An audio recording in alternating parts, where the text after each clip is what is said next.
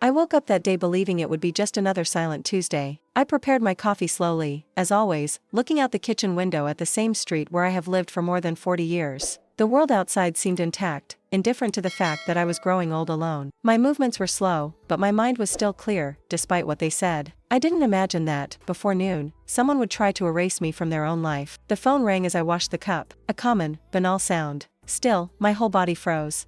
I can't explain why. Maybe intuition is the last thing that gets old. I answered in a calm voice, not knowing that that call was the beginning of the end of the routine I knew. On the other end of the line, a young, impersonal voice introduced herself as a bank employee. She asked to confirm my details, something I had done so many times that I answered automatically. Then came the sentence that changed everything. Dona Dalva, your account was temporarily blocked because of an ongoing interdiction process. I didn't understand right away. I asked her to repeat it. Interdiction. The word echoed inside me as if it were a court sentence. My hands began to tremble, and I had to sit at the table to keep from falling. I had never been interdicted. I never authorized anything. I was never considered incapable. Still, someone had officially said that I could no longer answer for myself. I tried to argue, to explain that there must be some mistake. The employee replied with a polite but distant tone, as if she were talking to someone who would not even understand. He said that the request had been made by a close family member and that, until everything was clarified, my account would remain blocked. That hurt more than the financial threat itself. A family member. The word was suspended in the air. I had only one child, and at that moment, I felt something break inside me. It wasn't anger yet, it was unbelief, a bitter feeling that someone had spoken for me without asking me anything. When I hung up the phone, the silence of the house felt heavier than ever. I sat for long minutes, staring at the tablecloth, trying to organize my thoughts.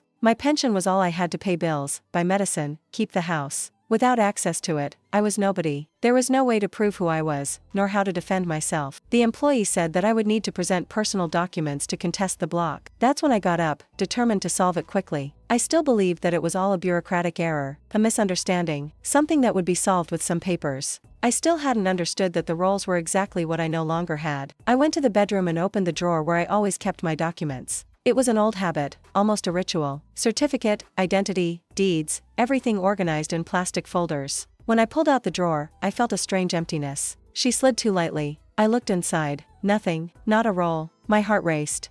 I opened another drawer, then another. I rummaged through the entire closet. Missing folders.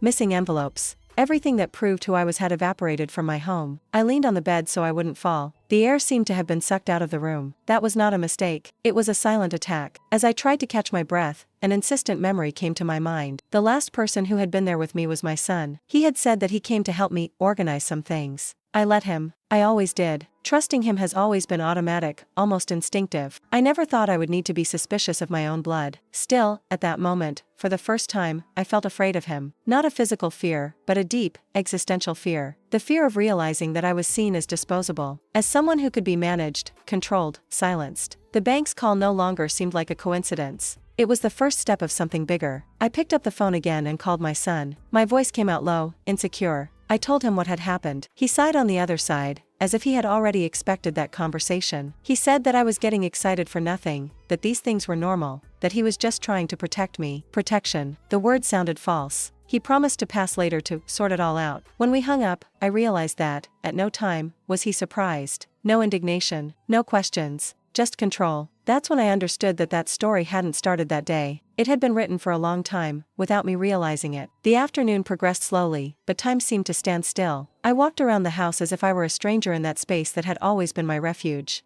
Each piece of furniture, each wall, carried memories of a lifetime. And now, all of this was threatened by a decision made without me. I sat in the living room and cried in silence. It wasn't just for the money, it was for dignity, for the humiliation of being considered incapable while I could still think, feel, remember. The world was telling me that I no longer had a voice, and that hurt more than any loneliness. When my son arrived in the late afternoon, he brought with him a rehearsed calm. He spoke to me as if I were a frightened child. He said that it was better for me not to worry about documents, that he would take care of everything. That ignited something inside me, a small but firm flame. For the first time, I realized that if I accepted that help, I would lose more than I had already lost. I would lose myself. I watched his gaze, his calculated gestures, and I knew I needed to act. He didn't know how yet, but he knew he couldn't trust blindly anymore. That night, lying in bed, I could hardly sleep. The word interdiction repeated itself in my head like a hammer. I was being pushed out of my own life, little by little, cleanly and legally, and no one seemed to think that was wrong. I closed my eyes and promised myself that I would not disappear quietly. If they wanted to erase me, they would have work. I was still there. He was still breathing. I still remembered everything I did, everything I built. That call had broken my routine, but it had also woken up something that I myself thought no longer existed. If you like true stories of family betrayal, injustice, and unexpected twists, subscribe to the channel now. This story is just beginning. I woke up the next day with a heavy body, as if I had aged 10 years in one night. Still, I got up. There was something inside me that wouldn't allow me to stay in bed. I walked around the house once again, opening doors, reviewing drawers, as if the documents could miraculously reappear. Every empty space seemed to scream that I had been raped. Not physically, but in what defined me as a person. Without those roles, I was just an old woman telling stories.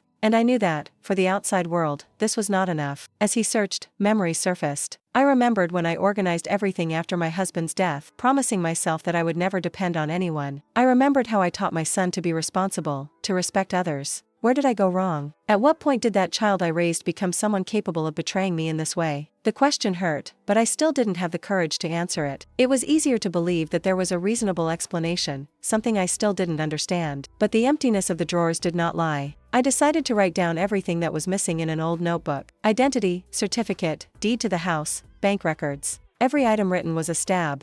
Without them, I could not prove my lucidity, nor my property, nor my history. It was as if someone had stolen my name. For the first time, I felt ashamed. Shame of needing to ask for help. Shame of being seen as fragile. Ashamed to imagine that my neighbors, my acquaintances, could believe that I really didn't know how to take care of myself anymore. My son called later, asking if I had calmed down. He said he was solving everything with a lawyer. That scared me. I didn't ask for any lawyer. He spoke as if he had already made decisions on my behalf. I asked directly about the documents. There was a brief, almost imperceptible silence. Afterwards, he said he had kept it, for safety. My stomach turned. It was not a request. It was not a warning. It was an appropriation. I hung up the phone with the feeling that I was losing a battle without even having entered it. I spent the afternoon sitting in the living room, looking at old photos. I needed to remember who I was before I was treated as a problem. I saw my young face. I saw the woman who worked hard, who held the family together when it all almost fell apart years ago. That woman was not weak. He had just aged. And aging should not be a crime. As I flipped through the album, something began to change inside me. A silent, controlled anger, different from the despair of the previous day. I was being deceived, and that wasn't just sad anymore. It was unfair. I decided I wouldn't wait. If my documents were gone, someone needed to have copies, records, proof. I remembered the State Public Archive, an old building that I knew only by name. I always heard that there were stories that no one else remembered. Maybe mine was still there. The idea gave me a thread of hope. I didn't tell anyone anything. For the first time in a long time, I made a decision on my own. If they wanted to control me, I had to move in silence. Before leaving, I groomed myself carefully. I put on a simple coat, combed my hair slowly. It was not vanity. It was a statement. I needed to feel whole to face whatever came. When I locked the door, I looked at the house and felt afraid of losing it. Every wall there carried my life. That threat now had form, name, and intent.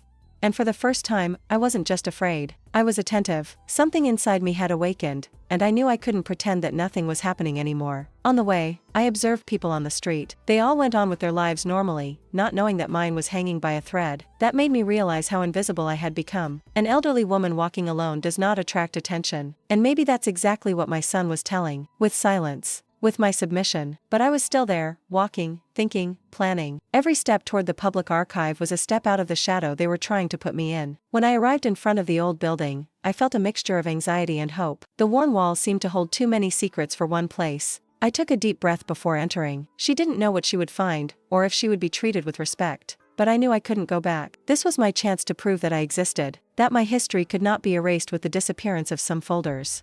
If someone had tried to silence me, maybe my voice was inside. As I walked through the door of the public archive, I had a clear sense that something was changing. I still had no proof, no allies, no certainties. But she had taken the first step alone. And that, for a woman who had been treated as incapable, was a silent victory. The drawers of my house were empty, but perhaps, in that place forgotten by time, someone had kept what they tried to take away from me, the truth about who I had always been. My son arrived in the early evening, exactly at the time he said he would come. He brought with him an expression that was too serene for someone dealing with a serious problem. He spoke softly, paused, as if he was calming me down even before I showed any nervousness. That bothered me deeply. He didn't ask how I was. I didn't want to know what I felt when I received that call. He just came in, sat down at the table and started explaining things that I didn't ask for. It was as if the script was already ready and I was just a confused extra who needed to follow the lines he had written. As he talked about lawyers, lawsuits, and necessary decisions, I watched every gesture. The steady hands, the look that avoided mine when I mentioned documents. He said that everything was under control, that I didn't have to worry about anything. That sounded more like an order than a care. At no time did he ask me what I wanted. At no time did he offer me choices. For the first time, I realized that he no longer saw me as a mother, but as a problem to be managed. And that realization was more painful than any threat of losing money. I asked, in the firm voice I still had left, where my documents were. He smiled slightly, that smile he wore when he wanted to end a conversation. She said she had kept everything to be safe, because I had been too forgetful. That hit me like a slap. I have always been organized. I always knew exactly where each paper was.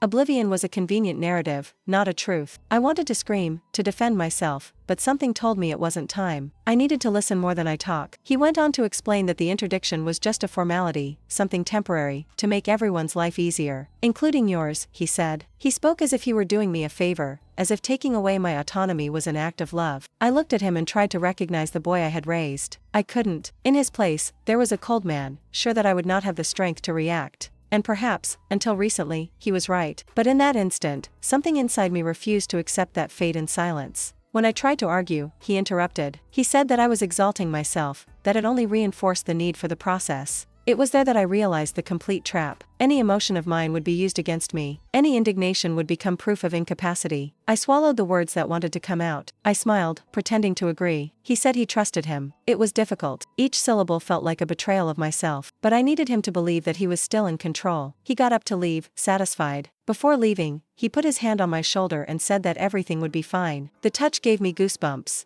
As soon as the door closed, I felt a mixture of disgust and sadness. I cried, but not like before. It was no longer a cry of despair. It was a contained, silent cry, of someone who begins to understand the dimension of betrayal. I had been deceived not only as a mother, but as a person, and that demanded a response. I spent the night awake, going over every conversation of the last few months. Too frequent visits. The questions disguised as concern. The decisions made without consulting me. It all made sense now. The plan had not started with the bank's call. That was just the final execution. And I, naive, had opened the door to all this in the name of love and trust. Acknowledging this hurt deeply, but it also brought clarity. I needed to act with intelligence, not emotion. I got up at dawn and started to write down everything I remembered. Dates, conversations, strange behaviors. I didn't know yet how it would help me, but I needed to organize my thoughts. Each note was a small rescue of my lucidity. I still thought. He was still analyzing. He was still capable. And no one could deny this if I didn't deny it myself first. For the first time, I felt that I was taking back something that had been stolen from me, the right to decide. When the sun rose, I was no longer the same woman who had answered the phone the day before. I was still afraid, but he no longer paralyzed me. My son's face, so sure of itself, accompanied me as a reminder of what was at stake. It wasn't just my bank account.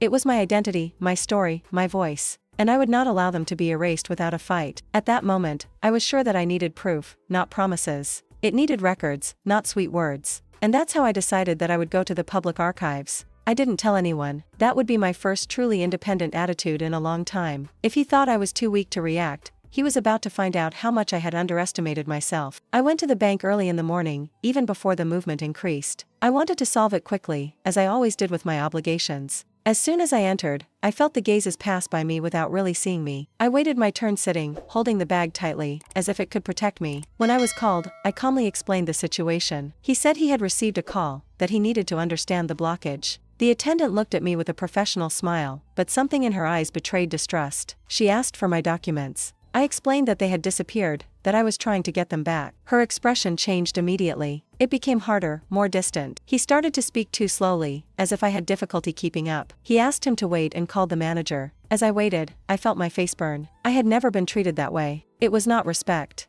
It was tolerance. And there was a huge difference between the two things. The manager arrived accompanied by my son, whom I had not called. That took me by surprise. He spoke to the manager as if he were responsible for me. He explained the situation using technical terms, reinforcing the idea that I was confused. I tried to intervene, but I was interrupted once again. The conversation was about me, not me. At that moment, I understood what it meant to lose my voice. I was there, present, but invisible. I felt a deep humiliation, difficult to describe. People passed by, listened to excerpts of the conversation. I was the subject, the problem, the incapable old woman. My desire was to disappear. My son placed his hand on mine, a gesture that, to the others, seemed affectionate. For me, it was control. He said that everything was fine, that I didn't need to worry. And I realized, with painful clarity, that this was exactly what he wanted, for me to shut up. The manager explained that, without documents, nothing could be done. I said it was for my own good. The phrase hurt me more than any other. For your own good has always been used to justify decisions made without consent. I got up from my chair with difficulty, feeling the weight of age and injustice. I left the bench with the feeling that I had been judged without the right to defense. That wasn't just bureaucracy, it was silent violence. Outside, I took a deep breath trying to hold back my tears. My son said that I had gotten too excited, that it only made things worse. I didn't answer. It was no use. He had already built the image he wanted of me. As we walked, I realized that if I didn't find hard evidence, that version would become the only truth. And I couldn't bear to live knowing that I was reduced to this. I arrived home exhausted, but more aware than ever. The humiliation had burned something inside me, but it had also hardened another part. I could no longer count on institutions that only listened to those who spoke louder or had more power. I needed to go after what no one could dispute: official records, old documents, evidence that did not depend on my word against my son's. I sat down at the table and remembered again the public archive. The idea came back with more force. If there was any place where my story was still intact, it was there. They wouldn't care who I was today, but who I've always been officially. That gave me courage. For the first time since the beginning of everything, I felt a hint of real, non-illusory hope. I decided that I would go alone. I wouldn't ask permission. I wouldn't warn anyone. That journey needed to be mine alone. I needed to prove, to myself before anyone else, that I was still capable of fighting. The humiliation on the bench had been rock bottom, and, curiously, it was exactly from there that I began to climb. That night, when I went to bed, I didn't cry. She was too tired for tears. But she was also awake. The woman who had left the bench humiliated was no longer the same as the one who was lying down now. Something had changed, and I knew that the next day, when I walked through the doors of the public archive, I wouldn't just be looking for documents. I would be looking for myself. The next morning, I woke up with a strange sense of urgency, as if time was running against me. I prepared the coffee without appetite and sat at the table with the correspondence of the day. Among ordinary accounts, there was an official envelope that I did not recognize. My name was there, impersonally printed. I opened it carefully, and every line I read made my chest tighten. The document mentioned asset valuation, provisional guardianship, and the possibility of disposal of assets. My house was being treated as an asset, not a home. It was there that the threat ceased to be abstract. I held the paper with trembling hands, rereading each paragraph as if I were in another language. The house where I raised my son, where I buried my husband, where I lived my entire life, was at real risk of being taken away from me. Not for debts, not for crime, but for a decision made in my name. The coldness of the text shocked me more than the content.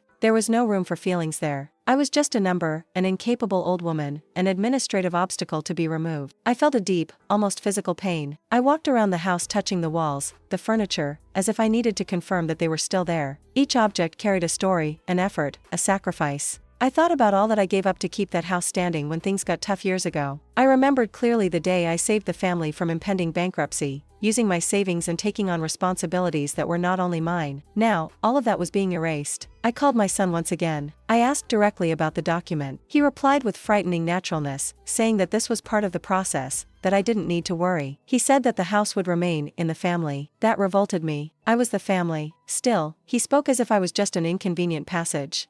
When I asked why I hadn't been informed, he raised his tone and said I wasn't helping. I hung up before he started crying. It was at that moment that I understood the dimension of the violence I was suffering. It wasn't just financial, it was symbolic. They were trying to remove me from the center of my own story, to turn my life into a negotiable good. I sat on the couch and stood there for long minutes, staring into nothingness. I thought about how many women like me must go through this in silence, believing they have no choice. That idea gave me a mixture of sadness and revolt. I took a deep breath and went back to thinking about the public archive. If there were records that proved my lucidity, my autonomy, my past decisions, they needed to appear now. The threat to the house gave me clarity. I wasn't just fighting for money or roles. I was fighting for the right to continue existing as a subject. I took my bag and put in the little I still had: notes, old letters, my improvised courage. Before leaving, I stopped in front of the mirror. I saw a tired woman, with deep wrinkles and eyes marked by fear, but I also saw something new there: firmness. I couldn't change my age, but I could change my attitude. I straightened my shoulders.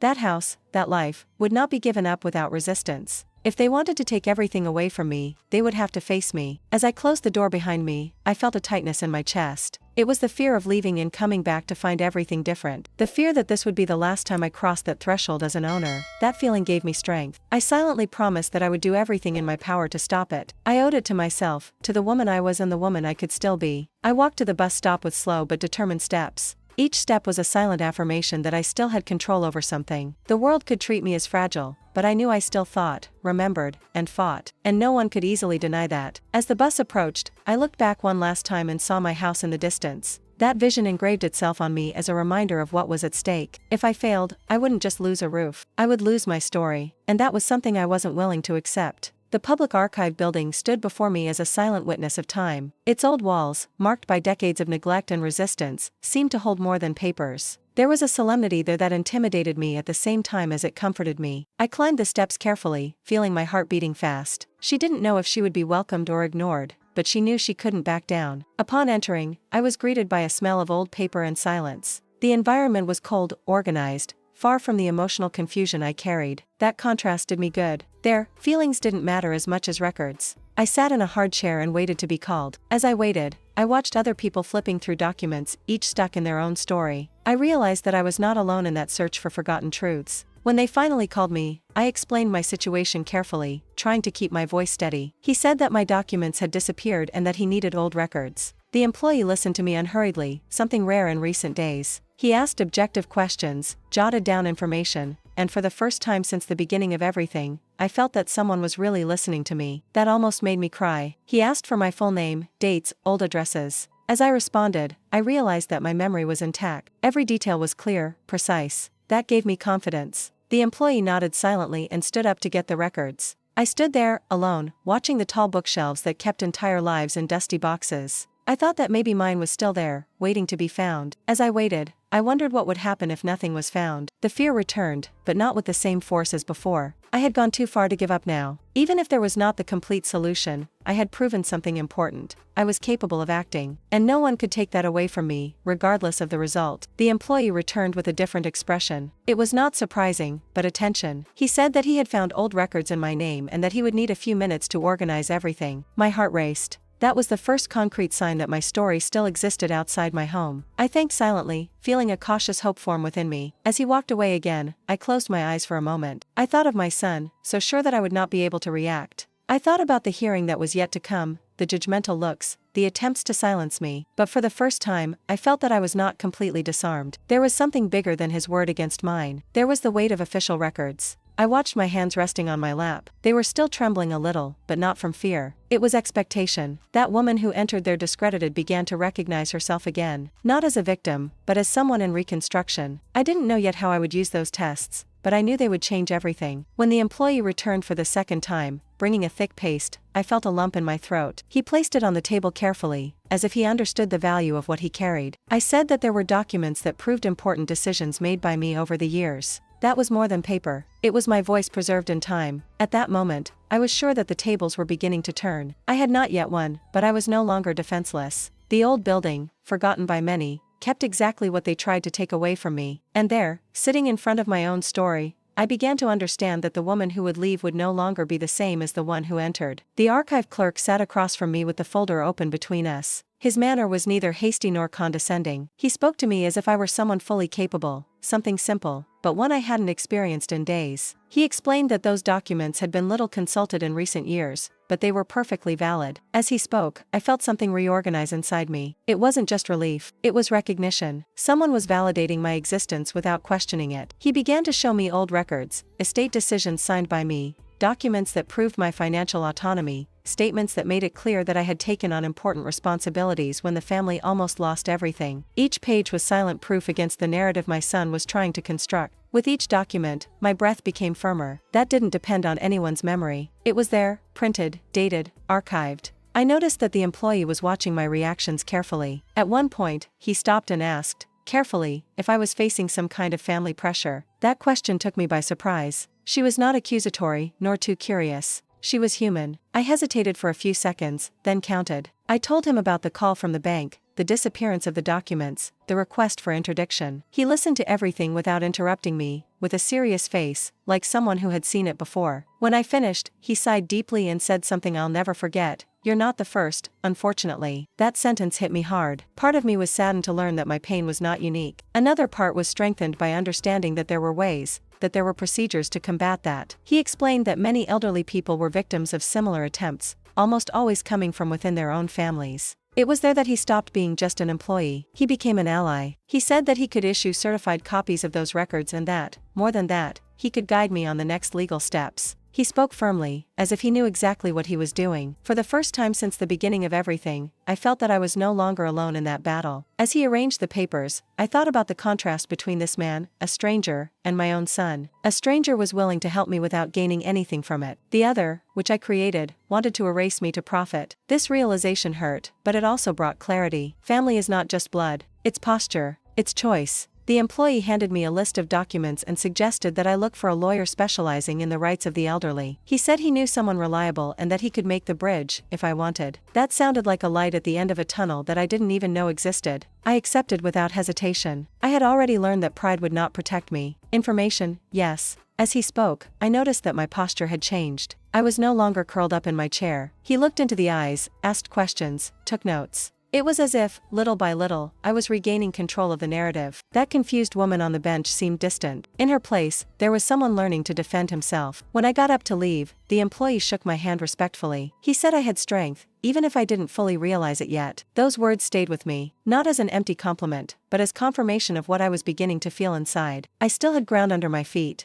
I left the public archive with the briefcase close to my chest, as if I were carrying something too precious to let go. And it did. They were not just documents. It was proof that my story could not be rewritten for convenience. For the first time since the call from the bank, I walked with my head held high. If this story is already making you indignant, subscribe to the channel now. Here, you follow to the end stories of betrayal that seem impossible, but are real. At home, I spread the documents on the living room table. The silence around seemed respectful, almost solemn. I looked at each sheet carefully, reading names, dates, signatures. Everything there confirmed what I had always known, but now needed to prove. I had always been responsible, lucid, capable. Those papers spoke for me with an authority that no one could easily dispute. One of the documents caught my attention in particular. It was an old record that detailed the transfer of assets made by me years ago, when the family was facing a serious financial crisis. There it was written, clearly, that the decision had come from me, without any indication of incapacity. That completely dismantled the current narrative. My son must have known about the existence of that paper. And even so, he tried to go ahead with the plan. I felt a mixture of pain and indignation. He wasn't just taking advantage of me now. I was counting on forgetting the past, on the idea that my own story had lost value. Those papers proved the opposite. They proved that I had been the basis of everything he now wanted to control. It turned my sadness into something more solid. Determination. I continued reading and found old medical records that attested to my full cognitive capacity in previous evaluations, made by legal requirement at the time of the patrimonial decisions. That was crucial. It wasn't just my word against his. They were reports, stamps, signatures. The weight of those tests gave me a security that I had not felt for a long time. With each page, I felt less hostage. It was as if each document took away some of the power they had taken from me. I realized that my son's plan was not improvised, but it was not foolproof either. He counted on my silence, on my submission, on the fatigue of age.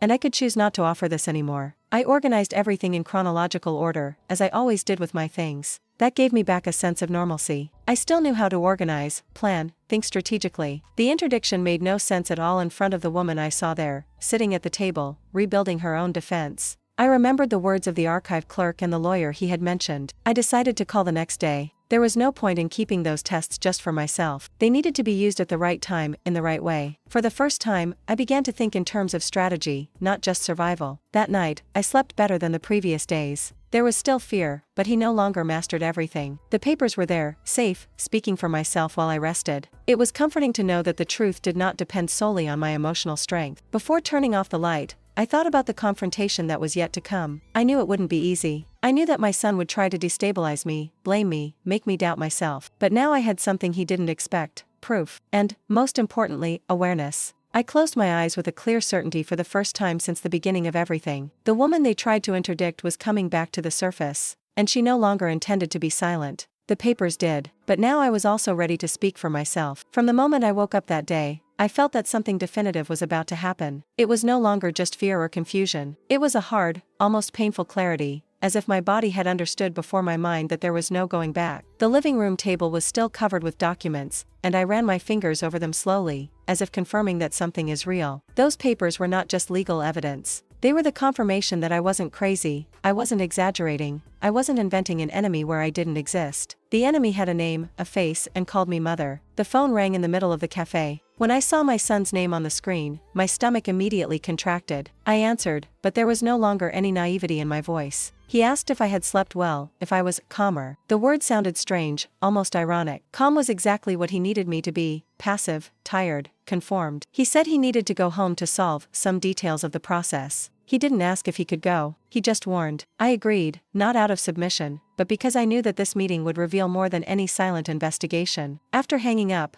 I sat for a few minutes in absolute silence. He knew that conversation would be decisive. I separated the most important documents, hid them in a safe place and left only a few in sight, chosen carefully. I didn't want to confront him with everything yet. I wanted to observe him, see how far it would go. When he arrived, he entered as if he owned the house. He walked through the rooms without asking permission, opened the refrigerator, sat down at the table. It was as if, little by little, he was already appropriating everything even before the court decision. He began to speak immediately, bluntly. He spoke of lawyers, deadlines, how the judge would probably understand that interdiction was the best way. As he spoke, I noticed something that chilled me inside. He didn't talk about hypothesis. He spoke as if he were already counting on victory. I asked, looking him straight in the eye, when he had decided that I was no longer capable. There was a short, uncomfortable silence. He replied that he had been thinking about it for a long time. That sentence pierced me like a blade. It was not an impulse. It was not despair. It was calculation. I then showed one of the documents, just one. I watched his face change. The security broke down for a second, replaced by a barely disguised tension. He asked where I had gotten it from. I calmly replied that my story was not just in my memory, it was registered. From that moment on, the conversation changed tone. He tried to minimize it, to say that it would not prevent anything, but the firmness had disappeared. For the first time, I saw fear in my own son's eyes.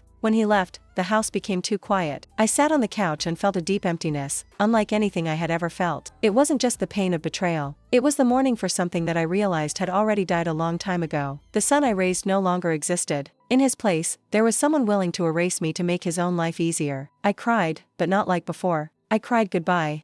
And when the tears stopped, there was only one certainty. I could no longer face it alone. Entering the lawyer's office was like crossing an invisible border. Up until that moment, everything had happened in a confusing, emotional, almost suffocating way. There, for the first time, things began to take shape, name, and structure. The environment was simple, but it conveyed solidity. When she stood up to greet me, she squeezed my hand firmly and looked me in the eyes. There was no pity there was respect. That, in itself, made me breathe better. I told everything calmly, from the bank call to the confrontation with my son. As I spoke, I realized how much my own narrative had been organized. I no longer got lost in the facts. I didn't apologize for existing. I didn't diminish my pain. The lawyer listened in silence, noting important points. At no time did he question my lucidity or suggest that I was exaggerating. When I finished, she took a deep breath and said, bluntly, that I was the victim of a clear and planned attempt at asset fraud associated with psychological abuse. Hearing that was like getting a shock. Fraud.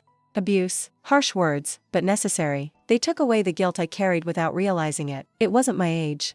It was not my fragility. It wasn't my overconfidence. It was a crime. The lawyer explained in detail how these processes worked, how family members took advantage of the social image of old age to take full control over assets and decisions. Each explanation dismantled another piece of the narrative they tried to impose on me. I handed over the folder with the documents from the public archive. She analyzed everything carefully, pointing out technical details that I did not know, but that greatly strengthened my case. He said that those records were decisive and that the request for interdiction would hardly be sustained in the face of that evidence. He spoke about the hearing, about the psychological impact of the confrontation, about the possibility of a criminal investigation. It was all scary, but also liberating. I finally saw the path ahead. At one point, she asked me if I was prepared for the emotional fallout. He said that, in most cases, the family relationship did not recover. That question was suspended in the air. I thought for a few seconds before answering. I said I had already lost my son, but I just hadn't accepted it yet. Now, I needed to save myself. She nodded silently, as if she understood exactly the weight of that choice. When I left the office, I felt something I hadn't felt in a long time: alignment. Pain, yes. Fear, too. But everything was organized inside me. I was no longer a woman reacting to the attacks. I was someone preparing for the confrontation. The house, the documents, my dignity, all of that now had a defense. And, more importantly, I had regained something essential: the certainty that I was not wrong for fighting. After the conversation with the lawyer, something changed definitively inside me. It was not an immediate relief, nor a feeling of victory. It was more subtle and more profound. It was as if, for the first time in a long time, I was aligned with myself. I spent years trying to please, avoid conflicts, keep the family together at any cost. Now, I understood that this posture had been used against me, not as a mistake of mine, but as a weakness exploited by those who knew exactly where to squeeze. I began to follow each of the lawyer's instructions with almost military discipline. I organized documents, made copies, separated dates, recalled episodes that I would rather forget before. Each task seemed small, but together they formed something bigger, a solid defense. As I was writing, I realized that I was no longer apologizing for existing. He did not soften facts to appear less harsh. I reported what happened exactly as it happened. That was new to me, liberating and scary at the same time. I began to observe my own behavior with different eyes. I noticed how, out of habit, I still hesitated before making simple decisions, as if I needed invisible authorization. I corrected this consciously. I chose schedules, made appointments, solved pending issues by myself. Small gestures, but each of them was a silent affirmation of autonomy. I didn't need to prove anything to anyone at that moment. I just needed not to betray myself again. I also began to rehearse, mentally, what I would say in the audience. Not as an emotional speech, but as a firm account. The lawyer had been clear: excessive emotion could be used against me. It made me reflect on how much women my age are taught to feel too much and talk too little. I decided to reverse this logic. I would keep my emotions to myself. To the judge, I would take facts. Sometimes, in the middle of the night, the pain would come. The memory of my little son, of his hand holding mine, of the promises I made to myself to protect him always. At those times, I cried in silence. He did not deny the pain, but I also didn't let her paralyze me. I learned that strength is not the absence of suffering, it is the ability to act in spite of it. When the date of the hearing was confirmed, I felt butterflies in my stomach. It was real now, public, official. The woman who was previously treated as invisible would have to stand up to everyone. Curiously, I didn't feel afraid to speak. I was afraid to hear it, but I knew that, regardless of what was said, I would not go back. The woman who learned to play no longer accepts losing by giving up. The confrontation took place even before the hearing. My son showed up at home unannounced, as he had been doing lately. But this time, the dynamic was different. I didn't get up right away. I didn't ask him what he wanted. I waited. He noticed. That small change made him uncomfortable. It was impressive how he felt when the control slipped, even in the details. He began by speaking in a conciliatory tone, saying that all of this had gotten out of hand, that it wasn't quite what it seemed. He spoke of love, of worry, of fear of losing me. I listened in silence, watching each carefully chosen word. When he finished, I asked him something simple. Why didn't he ever ask me what I wanted? He did not immediately respond. That question was not part of his script. The conversation quickly lost its cordial tone. He started to accuse me of ingratitude, said that I was being manipulated by the lawyer, who was destroying the family. That hurt, but not like before. For the first time, I was able to see those accusations as strategies, not as truths. I took a deep breath and said that no one manipulated me, that I was just exercising a right that he tried to take away from me. He then showed me the face that I feared and at the same time needed to see. She said that I no longer understood how the world worked, that I was too old to deal with all that. That sentence sealed something inside me. There was no more room for doubt or reconciliation at that moment. The betrayal was not just financial or legal, it was existential. He didn't see me as a person anymore. When he left, slamming the door hard, I sat alone in the living room. The silence that remained was not empty, it was definitive. I cried, yes, but I didn't feel weak. I felt that I had crossed a point of no return. The relationship that existed before had been broken, not by me, but by his choice to dehumanize me. That night, I wrote in my notebook something that summarized the whole process. It's not revenge. It's survival. I repeated this phrase several times, until it fixed on me. I wasn't there to punish my son. I was there to preserve my life, my home, my dignity, and that, finally, seemed enough to me. I woke up on the day of the hearing even before the alarm clock rang. It was still dark, and for a few seconds I lay motionless in bed, listening to my own breathing. I didn't feel panic. I didn't feel relief either. What I felt was a calm weight, as if my body knew that that day would demand everything from me. I stood up slowly, respecting each movement, as if I was preparing to cross unstable ground. As I got ready, I thought about how many times I had been taught not to cause trouble, to solve everything inside the house, to protect the family even when it meant getting hurt. That hearing was the complete denial of this silent education. I was going public to say that I was betrayed, and saying it out loud still seemed forbidden, almost shameful. Even so, I continued. On the way to the forum, I observed the city waking up normally. People going to work, buses passing by, windows being opened. The world had not stopped because my life was on trial. That gave me a strange feeling of lucidity. Everything would continue, regardless of what happened to me in there. And maybe that's exactly why I needed to take a stand. As I entered the forum building, I felt the air change. Everything there seemed bigger than me, the walls, the corridors, the voices echoing. I held tight to the bag where the copies of the documents were, even though I knew that the lawyer would take care of everything. It was an instinctive, almost symbolic gesture. I needed to feel like I still had something under my control. When I saw my son sitting across the room, my heart sank. He was well dressed, confident, talking to the lawyer as if he had an advantage. For a moment, the mother inside me wanted to stand up and ask for it to end. Soon after, this desire was replaced by something stronger, dignity. I wasn't there to save relationships. I was there to save myself. The hearing began, and he was the first to speak. I listened carefully as he described me as fragile, confused, unable to make decisions on my own. Every word was said carefully, as if it were a legitimate concern. Hearing that in public hurt more than I imagined. It was as if he was burying my story in front of strangers. Still, I remained silent. I knew that discourse needed to exist and then be dismantled. When it was my turn, I felt a chill run through my entire body. I stood up slowly, rested my hands on the table for a moment, and then spoke. I didn't raise my voice.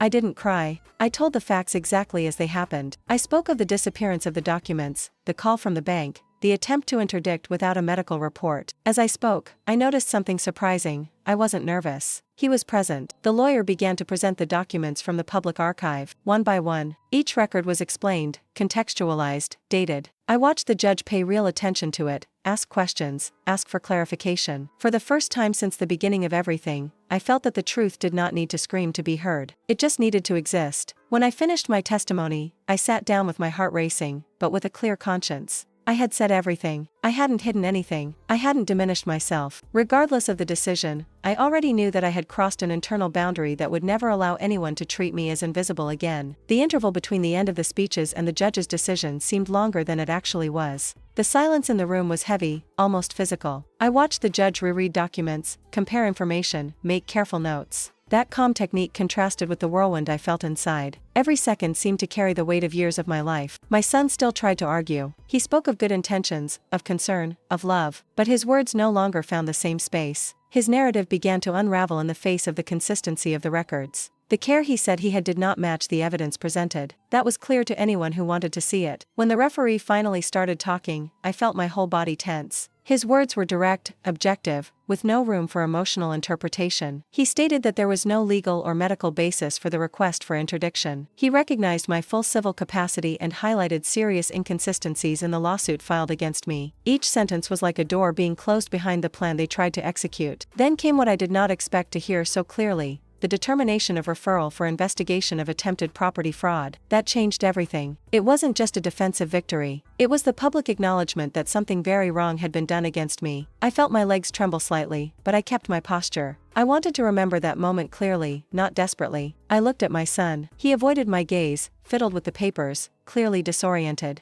I didn't feel pleasure from that. I didn't feel hatred either. I felt closure. That chapter of my life was being officially closed, not out of revenge, but out of truth. As I left the room, I had to stop for a moment in the hallway. I rested my hand on the cold wall and took a deep breath. The lawyer approached and said, in a low voice, that everything had been very well conducted. I nodded, but my emotions were still rearranging. I had won, but I had lost something that could not be recovered: the illusion of family protection. Outside the courthouse, the daylight seemed more intense. I walked a few steps alone, feeling the ground beneath my feet, the air on my face. I still had my home, my rights, my autonomy, but it was no longer the same woman who had entered there hours earlier. Something had hardened inside me, not bitterly, but necessarily. As I walked away, I was sure that this was not a happy ending in the traditional sense. It was better than that. It was true. I hadn't destroyed a family. I had prevented my own life from being destroyed in silence. And at that moment, that was all that mattered. I returned home alone that day. I refused the lawyer's ride. I thanked her sincerely, but I felt that I needed to take that path on my own. I walked slowly through the familiar streets, observing details that had previously gone unnoticed. The trees, the facades, the distant sound of traffic. Everything was the same, and yet I wasn't. It was a strange feeling, like going back to a familiar place after a long time and realizing that you were the one who changed. Upon entering the house, I closed the door carefully and stood still for a few seconds, feeling the silence.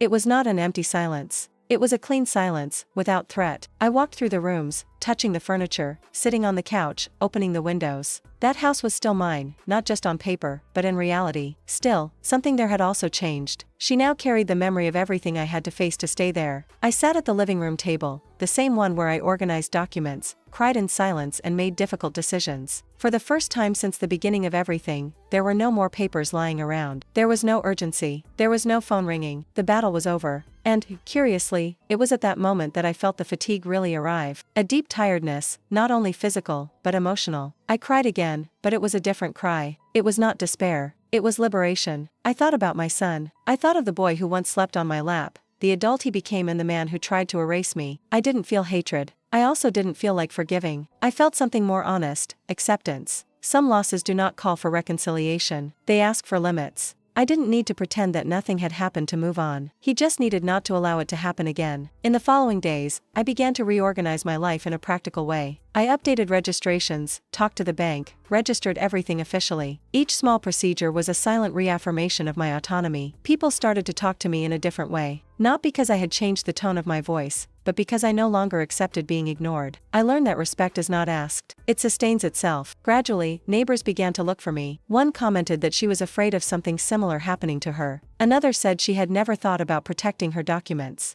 I heard stories, I recognized pain. I realized that what I experienced was no exception. It was more common than I would like to believe. And, without planning, I began to guide, to warn, to share what I learned. Not as a heroine, as someone who survived. I didn't rebuild my life with parties or big celebrations. I rebuilt with firm choices. With doors closed when necessary. With quiet nights. With the certainty that aging does not mean disappearing. It often means having to fight to continue being seen. And I fought. Today, when I look in the mirror, I don't see the woman I was before all this. I see someone tougher, maybe, more attentive, less available for manipulations. But I also see someone whole. Someone who went through the worst possible betrayal and didn't get lost along the way. I didn't get a perfect happy ending. I got something better. I won myself. And no one will try to take that away from me anymore. Now I want to know from you, what would you do in her place? Would you forgive a child after a betrayal like this, or would you set definitive limits? Let us know your opinion in the comments. Your story can help other people who are going through something similar.